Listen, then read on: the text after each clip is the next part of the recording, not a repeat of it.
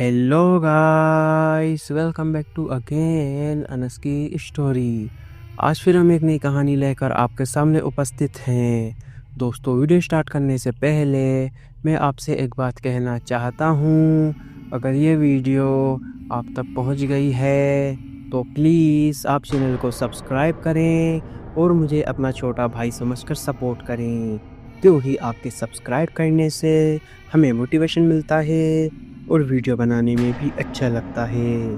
तो प्लीज़ आप लोग मुझे सपोर्ट करें। तो चलिए शुरू करते हैं आज की कहानी, भूतिया मौत का खेल, हॉरर स्टोरी। गहरे अंधेरे में डूबी उस सुनसान हवेली की कहानी जहां मौत खेल खेलती थी।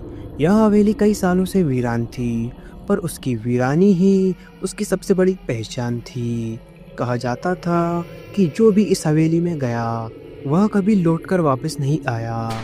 यह कोई नॉर्मल डरावनी कहानी नहीं थी, बल्कि एक ऐसा सच था जिसे जानकर भी लोग अनदेखा करना चाहते थे। गांव के कोने में स्थित यह हवेली बहुत पुरानी थी। चारों ओर घने पेड़, टूटे हुए झरोखे और दीवारों पर फैली काली लताएं इसे और भी भयावह बनाती थीं। गांव के बड़े बुजुर्गों का कहना था कि यह हवेली कभी राजा वीरेंद्र सिंह की थी, लेकिन एक भयानक घटना के बाद यह मौत की गुफा बन गई। कहा जाता है कि राजा के परिवार पर किसी ने काला जादू किया था, जिससे एक एक करके सभी लोगों की रहस्यमयी तरीके से मौतें हो गईं। लेकिन असली खौफ तब फैला जब मरने वालों की आत्माएं हवेली में भटकने लगीं। गांव के कुछ लड़कों ने एक बार इस हवेली में जाने की भी हिम्मत की, पर उनमें से कोई लौटकर नहीं आया। उनकी चीखें रात भर सुनाई दी, लेकिन जब सुबह लोग वहां पहुंचे तो केवल खून के धब्बे ही मिले। सालों बाद एक जासूस और पैरानॉर्मल शोधकर्ता विक्रम इस हवेली की सच्चाई जानने के लिए वहां पहुंचा। वह आत्माओं और भूतिया घटनाओं पर रिसर्च करता था। विक्रम ने अपने कैमरे और रिकॉर्डिंग डिवाइस के साथ हवेली में कदम रखा। पहला कमरा ही अजीब था। दीवारों पर खून के निशान और टूटी हुई कुर्सियां हवा में हिल रही थीं। अचानक एक औरत की चीख गूंज उठी और कमरे का दरवाज़ा खुद ब खुद बंद हो गया। विक्रम ने देखा कि सामने एक परछाई खड़ी थी, एक काली लंबी आकृति जिसकी लाल आंखें अंधेरे में चमक रही थी। तुम यहाँ क्यों आए हो? एक भयावह आवाज़ आई।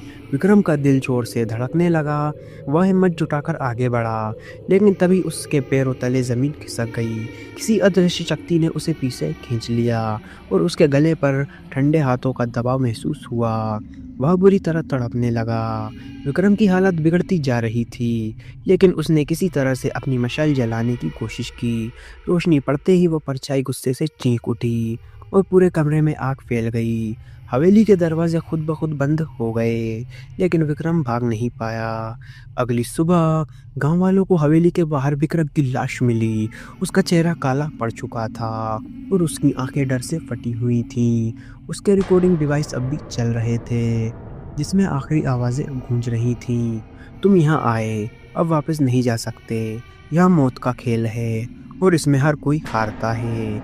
गांव में इस घटना के बाद किसी ने भी हवेली का रुख नहीं किया, लेकिन जो भी रात के समय वहां से गुजरता है उसे हवेली से आती चीखें और रहस्यमयी साएं दिखते हैं। कई लोग दावा करते हैं कि उन्होंने विक्रम को मदद के लिए पुकारते सुना, लेकिन कोई भी उसकी आत्मा को मुक्त नहीं करा पाया।